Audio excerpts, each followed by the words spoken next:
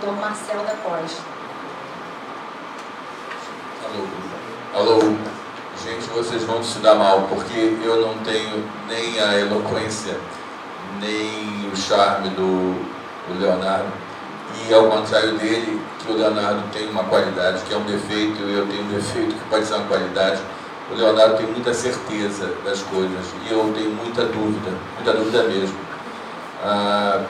Então vamos lá, só duas coisas que não é o que eu estava querendo falar, mas eu vi as pessoas falando do futuro. Por exemplo, os jovens não querem se prender a alguma coisa, a um lugar. Isso na verdade é legal, se você pensar bem. Porque o meu filho, por exemplo, está morando em Portugal, está tentando arrumar um emprego lá. E quando eu tinha a idade dele, a ideia era essa mesmo, né? Passando um concurso, estou há 30 anos no mesmo lugar. As pessoas não mudam de cidade, que é uma coisa muito de latino, na verdade, né? Eu tenho a coisa de você trabalhar num país, no outro. Os Estados Unidos também não é uma coisa comum, você mora em Nova York, no Texas, mas no Brasil você fica preso. Eu moro quase que no mesmo canto, mesmo emprego, mesmo tudo, durante 30 anos, agora que estou ficando velho. Eu acho isso um saco. E é legal essa coisa da modernidade, as pessoas iam estudar lá fora, viver em outro estado, viver em outro país, um emprego na Bolívia. Não é só morar na Alemanha, não, na Bolívia, morar em qualquer canto, se mexer. É ruim você ficar velho, ficar sempre na mesma quina, não corre. Então esse é um lado da modernidade que tem que ver, né, que a modernidade não é só uma tragédia. Pode ser uma tragédia, pode ser uma guerra, pode ser uma merda geral, mas não necessita. E algumas coisas, na verdade, são bem legais ao que é. E a gente pensa, por exemplo, da falta de modernidade no contrato de trabalho. Isso é uma coisa que passa um pouco também pela fala dele, do Leonardo, que é uma coisa dita por todo mundo, né? É o futuro, isso não tem mais. O contrato de trabalho é datado. Você precisa entender o que é o contrato de trabalho. O contrato de trabalho é você atribuir direitos a uma determinada relação. É isso que é o contrato de trabalho, entendeu?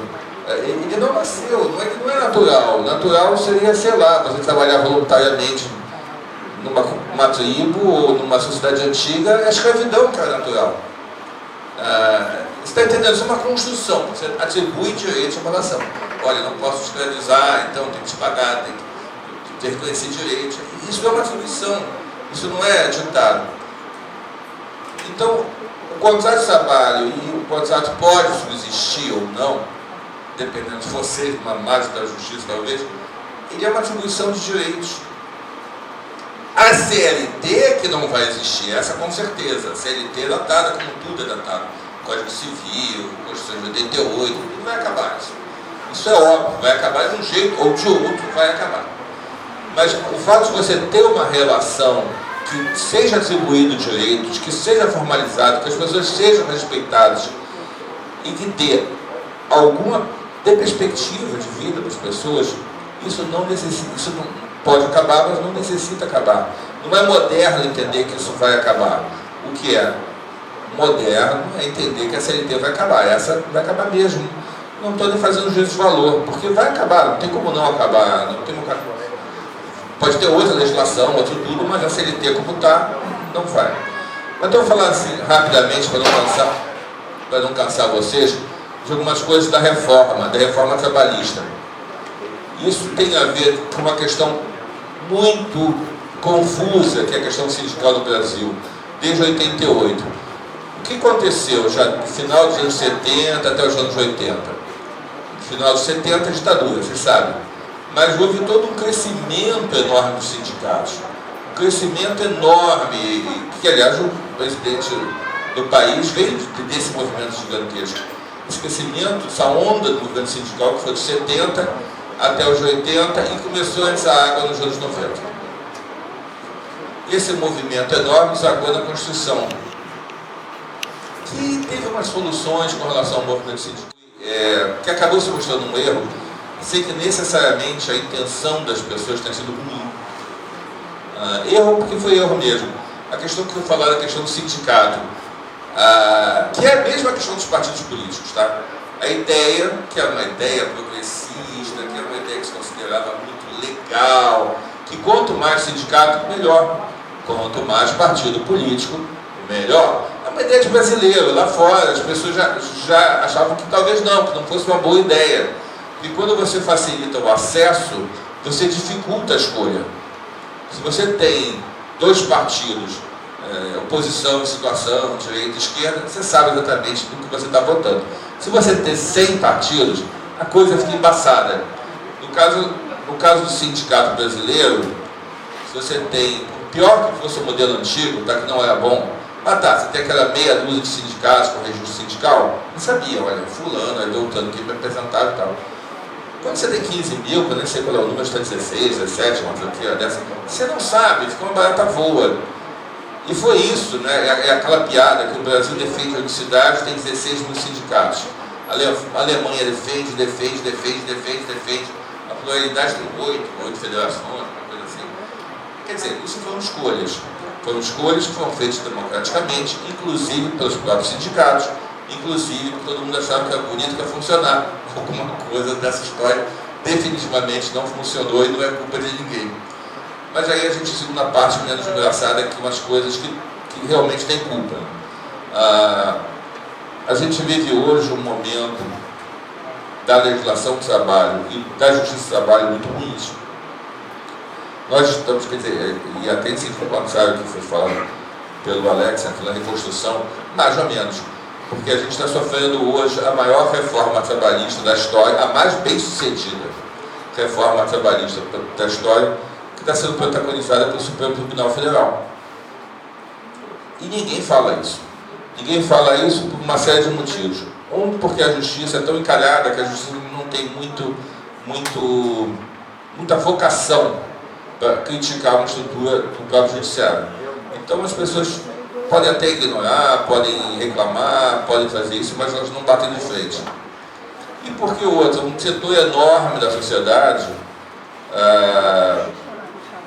que se identifica com o atual governo, o próprio governo, acham que quem salvou a democracia foi o judiciário, foi o Supremo, então não vamos falar mal.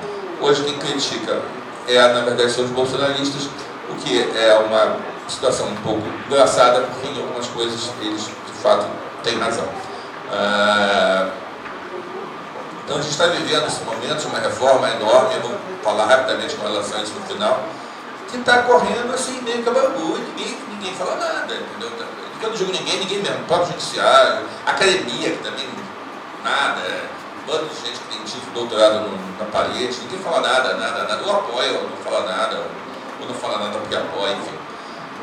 Mas vamos lá, rapidamente, questão da reforma. A reforma, ela de 2017, ela não foi a reforma do Temer, coitado, não defendendo o Temer, mas ele não teve culpa. A reforma que ele apresentou foi uma reforma short, acho que tinha 10 artigos, uma coisinha, uma reforma pequena. Foi o Congresso que transformou uma reforma pequena, bem tópica, que não era um desastre total, num desastre total que foi essa coisa gigantesca que eles aprovaram.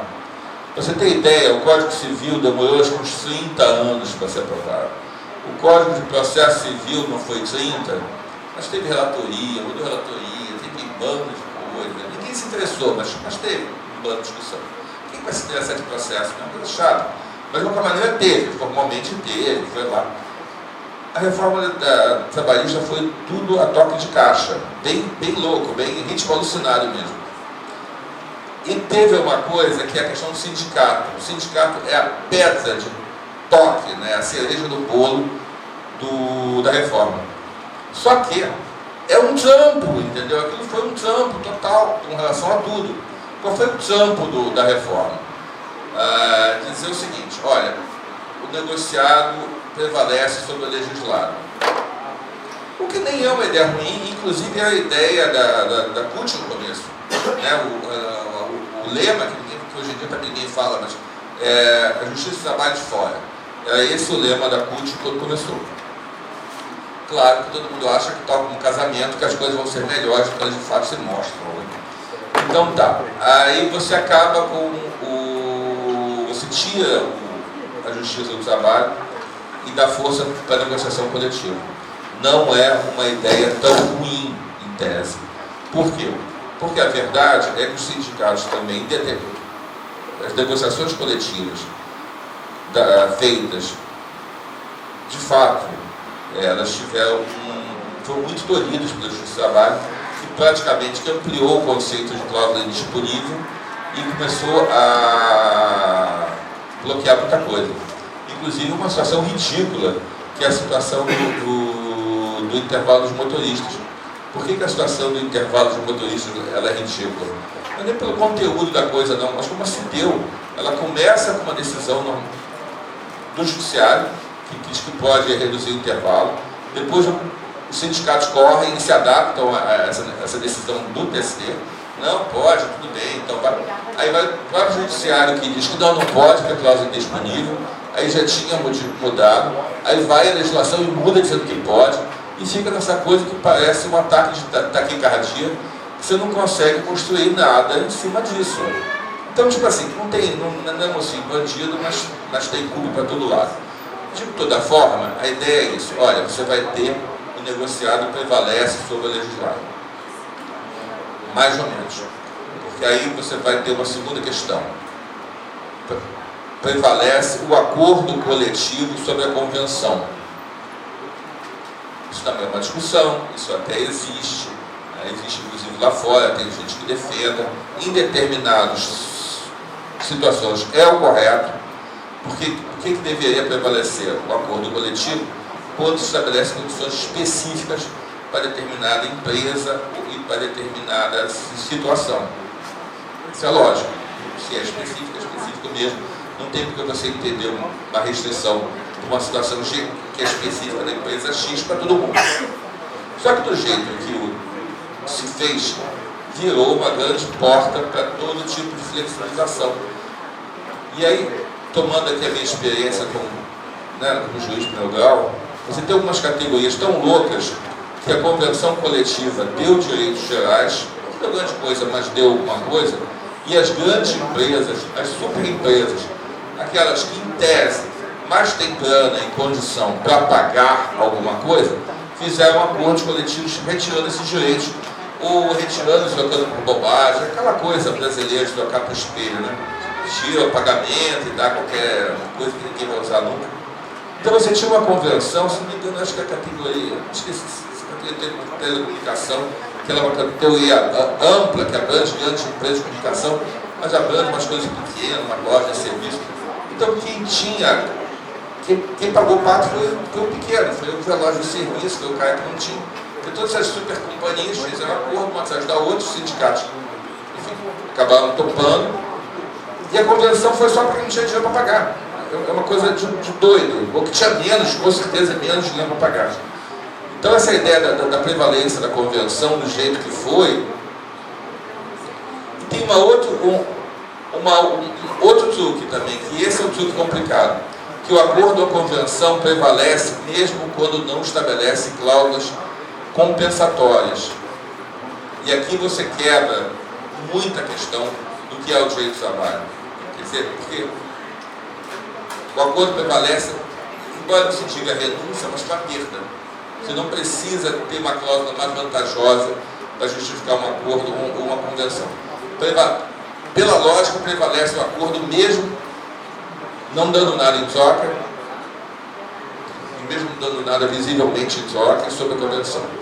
E aqui a gente já começa com a primeira observação com relação à atuação do STF, que é o famoso tema 1046, que vai dizer que exatamente é isso mesmo, que não precisa de contrapartida recíproca, que com exceção das cláusulas do que é considerado irrenunciável, o que é renunciável mesmo. Então qual foi a negociação sobre a decisão da Justiça do Trabalho, mas você não fortaleceu os sindicatos.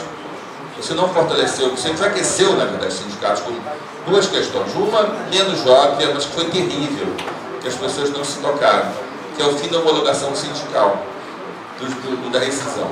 Por quê? Para a esmagadora maioria das pessoas, o primeiro, o mais comum, o mais confiável contato que elas tinham era no momento da homologação. Você ia lá, o sindicato dava uma força, via tudo dar certo, você conversava, vendia o peixe, né, dava uma ajuda. Sem isso, o contato, que é o contato mais comum que as pessoas tinham com o sindicato se perdeu. E, em segundo lugar, que todo mundo sabe, a questão da contribuição sindical. A questão da contribuição sindical é mais uma novela. Por quê? Porque você tinha, a Constituição fala, né, que defende interesses individuais coletivos, e fala da contribuição sindical, social, federativa. Na verdade, aumenta o leque de contribuições. O judiciário, uma interpretação que foi vinculante, que foi obrigatória, que foi unânime no STF, depois do TST, foi dizer que não, que essas contribuições, exceto a contribuição sindical, que ela seria devida apenas a quem é sindicalizado. Isso é algo muito ruim, muito... Por quê? Porque você sobrecarrega de um jeito absurdo quem é sindicalizado. Quem é sindicalizado paga todas as contas, paga tudo, e além do mais pode perder emprego, porque você sabe como é que é, né? Porque a proteção antissindical no Brasil é bem Então, na verdade, a expressão, não quero ofender ninguém, mas o sindicalista acaba sendo o otário da história, né? Porque, olha só, o cara vai lá, paga tudo, paga todas as contas, corre todos os riscos e está sempre com a corda no pescoço. Mas vocês salvaram a contribuição sindical. Não salvaram. Aí veio a reforma e o STF entendeu que não, que estava ok, que a contribuição sindical fosse tratada exatamente da mesma forma. Quando, na verdade, a contribuição sindical ela é uma peça desde o começo da história dos sindicatos, pelo menos não dos sindicatos como fenômeno social, mas já é legal dos sindicatos, que é entender que é uma peça que compõe essa ideia da unicidade. Então, uma contribuição compulsória, o sindicato ele tem uma representação atribuída pelo Estado, que é tal, e exerce funções delegadas de poderes públicos. Com isso, você criou um fortalecimento do sindicato, que é um enfraquecimento do sindicato. Com mais um bolinho, que foi a história do que foi a história de que você, na verdade, fortalece o sindicato contra a decisão da justiça, mas em vários aspectos você enfraquece o sindicato com relação à autonomia individual. Que é o caso, por exemplo, dos jornadas 12 por 36, que sempre foi tolerada em casos da área de saúde, é verdade, mesmo quando não tinha lei, quando tinha justo, quando legalmente seria um absurdo, mas sempre se fechou o jote para 12 por 36 em algumas categorias, se tornou uma questão geral. A princípio seria via negociação coletiva, mas depois com a reforma não, pode ser para a coisa individual também. Você fortaleceu o poder empresarial em várias questões ligadas à remuneração, a questão de plano de cargos, toda a organização de regulamentos de empresa, a questão, por exemplo, de PLR, que é a possibilidade do respeito à PLR pelas normas empresariais, que havia uma discussão, e há, na verdade, que se você tem direito ou não à PLR proporcional, quando é demitido antes da apuração, na verdade, pela reforma não teria. É que a justiça, enfim, nem sempre é séria. E aí você tem o segundo momento, eu vou pulando bastante para não encher o saco, né? Um negócio importante da reforma, que tem a ver com o que eu vou falar, que é a questão da regulamentação do trabalho autônomo, o artigo 442b da CLT. Por que é que a CLT tem que regulamentar o trabalho autônomo? Não tem nenhum sentido. Porque a CLT regulamenta o trabalho que não é autônomo. Então não cabe ao Código de Trabalho regulamentar aquilo que não é. Né? Não tem, né? Um código de família. Olha, isso aqui não é família, isso é uma relação, sei lá do que. Então, isso é lá do que não cabe lá. Mas a ideia do trabalho autônomo, da regulamentação do trabalho autônomo, da reforma, vai no mesmo sentido da regulamentação do trabalho da cooperativa e outras coisas. É uma ideia de você criar uma exceção interna à sua própria estrutura, é literalmente um câncer. Aquilo está lá para você chegar e dizer que aquilo não é.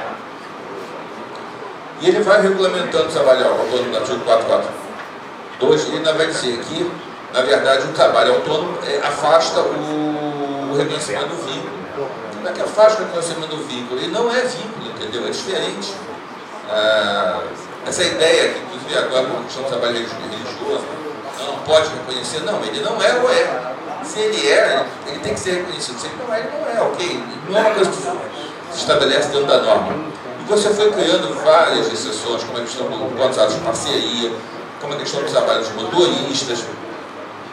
Até aí não mudaria tanto. Porque, como eu lhes falei, se estão presentes contratos de emprego, presente os elementos que a legislação elege como definidores do contrato de emprego, seria contrato de emprego. Já que essa ideia é justamente você criando bolhas, exceções legais dentro da própria legislação trabalhista que permita o seu descumprimento dentro da própria estrutura do trabalho. E aí a gente chega ao segundo ponto, que é o que eu queria destacar, da qual está se instaurando um silêncio absurdo. É um silêncio tão absurdo que eu não sou uma pessoa conhecida, não tenho carreira acadêmica nem nada, até publiquei um artigo no Conjur com relação a isso, com relação às reclamações constitucionais, porque eu fui convocado para o tribunal, eu agora estou como juiz convocado, uma espécie de desembargador em estágio, e eu me dei conta do volume de reclamações constitucionais que eu estava recebendo. E o que é uma reclamação constitucional? Eu também não sabia, cara. O que é uma reclamação constitucional? Reclamação constitucional, hoje em dia, ganhou o status de ação, mas já é uma reclamação administrativa que você fazia pelo descumprimento pela desobediência de uma ordem do tribunal. Olha, desobedecendo uma ordem do STF, mandou, enfim, pagar ou soltar, então não seria, né, no passado. Hoje em dia não, virou o status de uma ação. Só que é uma ação na qual os casos resolvem tudo burocraticamente, fora dos autos, fora da relação original. É muito complicado o que está acontecendo hoje com relação a essas reclamações e o silêncio que está recebendo, na verdade. O silêncio. Por que é complicado? Porque, na verdade, decisões judiciais estão sendo cassadas. Você simplesmente, por uma decisão do ministro, vai dizer, olha, a decisão está cassada. No começo, é o mais educado. Não, tudo bem, tem que fazer uma nova decisão e tal, conforme essa minha orientação. Mas a gente recebeu lá na turma que eu estou, as pessoas enchem o saco e dizendo, olha, essa decisão está cassada e acabou. Na verdade, encheu o saco mesmo. Porque na revista Veja e na revista J, o ministro do STF, literalmente falou que está de saco cheio.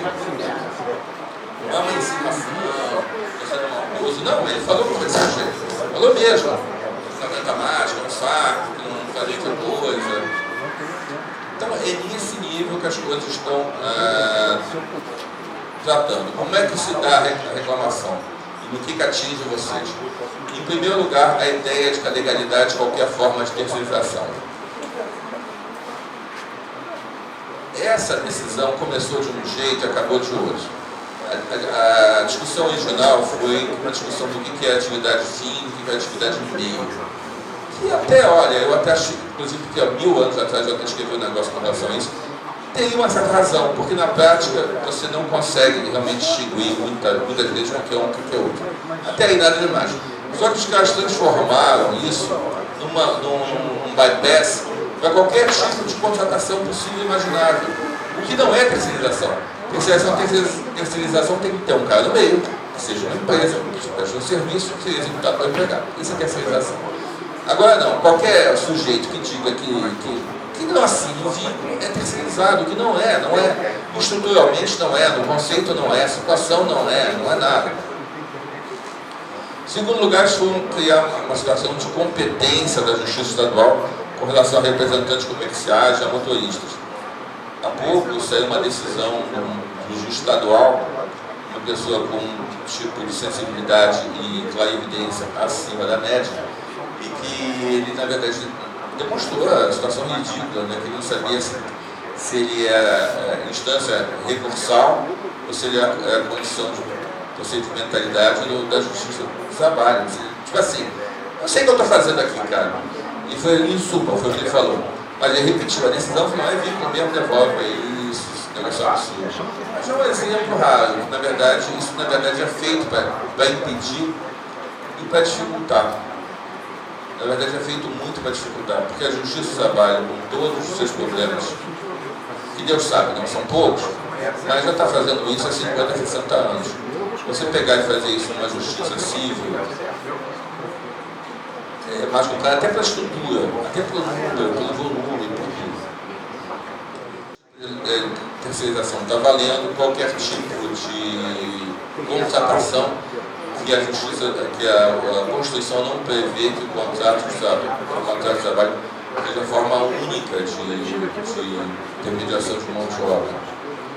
O que não é verdade, quer dizer, não é que seja forma única, isso nunca se colocou, nunca houve esse tipo de observação. É a ideia que o tipo de contrato ele pode ser escolhido livremente pelas partes. Ou seja, o direito de trabalho vai entender o seguinte: o contrato de trabalho é uma forma de contrato. Então, se você executa de uma determinada maneira, é contrato de trabalho. Ainda que você chame de contrato de derricagem, pode chamar do que for. Mas a inovação, aspas, do STF é dizer que não, se eu digo que esse contrato não é de trabalho, ele é um contrato de prestação de serviço, ou de cooperativa, ou de parceria, ou de irmandade, ou de amor, ou também não, que vale o que você está dizendo. Isso quebra a estrutura de trabalho. Então você está diante, como aquele filme americano, que nem é tão bom, mas tem um excelente título, de um perigo real e imediato, a existência do direito do trabalho e da justiça do trabalho no Brasil hoje, por conta, e aí não é só por conta do STF, não, eu acho por conta do silêncio que as pessoas estão cercando essa situação. Não é uma coisa de condenar o entendimento. Veja, isso é uma questão que vocês... Vamos dizer o seguinte, numa situação normal, 11 ministros do STF estão convencidos de que o direito do trabalho brasileiro não tem futuro. Eles têm direito de estar convencidos? Têm. Eles têm direito, eles podem estar convencidos. Pode estar convencido que o casamento monogâmico não tem futuro, que, sei lá, que nada tem futuro. Eles individualmente têm o direito de estar convencidos de tudo isso, mas o que eles não podem chegar, e isso é uma coisa muito complicada no Brasil, por isso que eu digo que é terrível dizer isso, mas alguns críticos têm razão, por pior que esses críticos sejam. Porque existe uma coisa que é chamada uma decisão judicial, uma decisão política. O que é uma decisão política? A decisão política é uma decisão de ponto zero. Se eu chego e digo, olha, nesse momento, eu quero te perguntar, isso não foi decisão arbitrária, decisão de circunstância. Mas de qualquer maneira, mesmo essa coisa do direito de trabalho, se chegar e dizer que, olha, o direito de trabalho do Brasil é uma porcaria, pode falar isso? Pode. É uma opinião? É.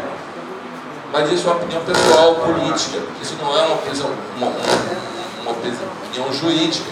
Porque juridicamente o que vale é saber se você tem leis, tem estrutura, tem Constituição que sustente o que é. Eu posso também dizer, por exemplo, o Tribunal de Contas brasileiro é um absurdo. Você estabelece político para controlar político. Isso tem lógica? Eu posso achar que não tem. Mas a verdade é que está lá. Então, a menos que você reforme a lei, infelizmente ou felizmente, vai ser que está certo, mas eu acho que isso não é sindical, eu acho um absurdo. Está falando de futuro, sindicato tem que rifar essa história de unicidade. Isso não serve para nada, tem que rifar essa história de categoria, que isso acabou. Mas, infelizmente, até o momento que vocês, ou que alguém, tenha a clara evidência de tirar da Constituição, está lá. E eu, legalmente, juridicamente, não posso chegar e dizer, isso não está bom, então mudo da minha cabeça. Eu sou uma pessoa brilhante, singular. E é isso que está acontecendo. Está acontecendo há muito tempo, na verdade. Por uma série de motivos, alguns motivos são justos, são até generosos. Tem toda uma discussão no direito sobre a coisa do se estabelecer além da letra da lei, dos princípios. Tem uma discussão lá fora com relação a isso, mas não existe nenhuma situação lá fora tão radicalizada como está no Brasil. Tá? Isso não é normal. Isso não é normal e isso é criticado. Eu, por exemplo, nos Estados Unidos está tendo uma questão parecida com relação a vários direitos, como o direito de aborto e outras coisas lá que estão sendo negadas pela Suprema Corte, por uma coisa de composição da Suprema Corte, e isso é criticado. Se lê o jornal Washington Post, tá? Os caras criticam o judiciário o tempo todo lá. Faz parte da democracia. Se criticar o judiciário não é criticar a instituição da justiça. Se criticar decisões judiciais não é criticar a instituição da justiça. Se no Brasil as coisas são interpretadas dessa forma, não tem nada a ver com democracia. Isso é a nossa herança autoritária. Isso é a nossa herança autoritária que acha absurdo você criticar a justiça, vai criticar uma decisão ou criticar qualquer coisa. Isso não faz parte da democracia, não é assim. Então, inovando, né, porque eu acho que o normal, e isso é só a minha opinião, a opinião da massa, com certeza não é. Mas não se trata de vir aqui como juiz dizer o que os sindicatos devem fazer. Eu não me sinto capaz. Mesmo que se seguissem os conceitos, provavelmente seriam errados. E mesmo que os conceitos fossem certos, não tem nada, nenhuma garantia que desse realmente bom resultado. Mas é de ver que a relação com a justiça, ela é uma relação de mão dupla. Então ela precisa ser pressionada, precisa que algumas questões sejam o governo Lula, Bolsonaro, não dá para achar que se o cara é parceiro, você vai quebrar o nosso galho. Não vai. Quando houve a reforma do tema,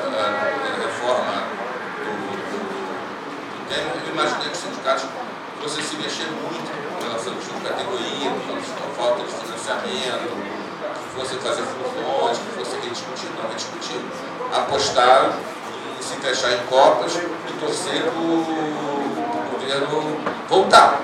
Eu devo dizer que por 1 milhão de votos vocês não estão oficialmente mortos hoje, na verdade. Porque se não tivesse dado certo, vocês não teriam para a segunda barra, entendeu?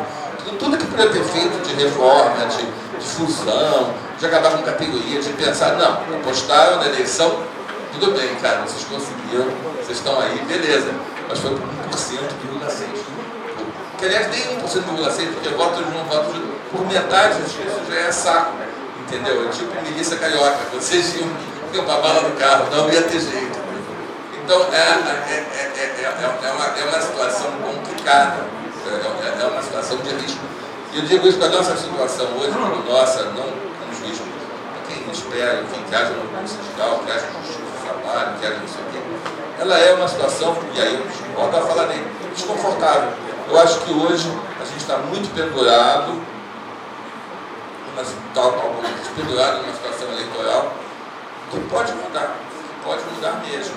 Na verdade, não há nada que garanta que as coisas vão avançar em céu de brigadeiro, e é preciso pensar em outro tipo de articulação, nada muito dramático, nada muito revolucionário, incendiário.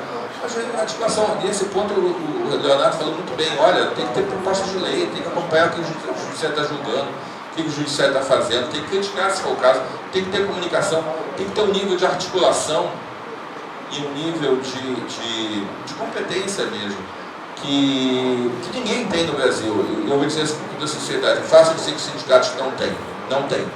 Mas a justiça também não tem, porque eu, por exemplo, sou juiz. Os juízes têm umas 10 associações. Sabe aquela ideia de cara, juiz? Não, o que mais tem associação do juiz, é impressionante. Tem juiz de trabalho, juiz federal, juiz civil, tem juiz contra a democracia, tem juiz contra a democracia. Já tem associação de juiz para tudo. E, no entanto, cada uma vive muito isolada da outra. Também dialogam um pouco, negociam um pouco e trabalham um pouco em conjunto. Quer dizer, isso é uma coisa da nossa, sei lá, formação social, cultura, da coisa que seja, enfim. É do jeito que está. Mas tem que mudar de um jeito ou de outro, porque senão vai todo mundo estar colocando, entendeu? Então é isso. Obrigado.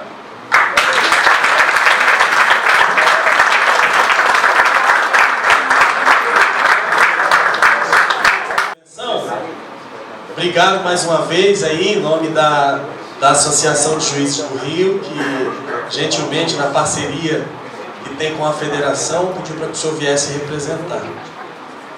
Mas, como a gente está no campo, eu concordo, discordo, eu vou também discordar da fala, de alguns pontos da fala de Vossa Excelência, com todo o respeito que lhe devo. Primeiro, o que nós conseguimos, com pouca diferença de voto é fato, mas nós conseguimos retomar o diálogo entre as instituições. No governo anterior, o movimento de trabalhador não tinha diálogo, não existia conversa, não existia sequer ministério. Então o que a gente conseguiu com essa guinada de governo foi restabelecer o protagonismo e o diálogo dos trabalhadores. E aí já se inicia, inclusive as comissões que existiam antigamente para poder discutir reforma sindical, o trabalhador não participava. Quem participava era magistrados da Justiça do Trabalho que se identificavam com instituições patronais, né? E sindicato patronal, através lá do Sistema S. O trabalhador não participava daqueles grupos que o governo, na ocasião, criou. A reforma trabalhista, como o senhor bem pontuou, que eram 10 pontos que o Temer encaminhou, você vê que a própria reforma trabalhista, me parece que veio do TST. Ela foi construída e depois, inclusive, isso foi objeto de sindicância interna, né? Parece que veio do gabinete, inclusive, do ministro Ives Gandra Filho. Então, né? E é isso que a gente precisa. A sua fala foi muito pertinente e é importante até para mim, enquanto advogado, para que vocês tenham consciência da luta que a gente trava dentro da justiça, porque o poder de interpretação que é dado aos juízes, aos ministros da Suprema Corte, é muito subjetivo. E aí cada um vai ali julgar, como o doutor disse assim com muita propriedade. Acho que a palestra do senhor, ela foi muito elucidativa. Não sei se vocês conseguiram, inclusive pelos ruídos que estavam aí no campo de trás, compreender como que funciona hoje a realidade da justiça, porque é desse jeito que o senhor descreveu, né? A gente tem uma série de normas confusas, a gente tem juízes que interpretam a lei de acordo com a sua visão, inclusive política, né? E a gente tem o pobre do advogado que tenta traduzir tudo isso para o cliente, que às vezes, numa única situação, por exemplo, pegar o caso do Simproni, 3 demissões, 2 reintegrações, e o juiz que não entendeu que não deveria haver reintegração. E aí a gente recorre, cai no tribunal, e aí o desembargador também tem do mesmo jeito. E é desse jeito. E a justiça é feita por homens, e homens têm ali a sua história, se identificam com as suas pautas, e por aí vai. Agora, um outro ponto importante: unicidade versus pluralidade sindical. Se a gente não reconhecer a importância, e aí é uma visão particular, de que as categorias têm o direito de se organizar em seus sindicatos, inclusive específicos por categoria profissional, como é que a gente vai defender também justiças especializadas? Né? Como é que a gente vai defender a importância de ter a Justiça do Trabalho, de ter a Justiça Federal, de ter a Justiça Estadual?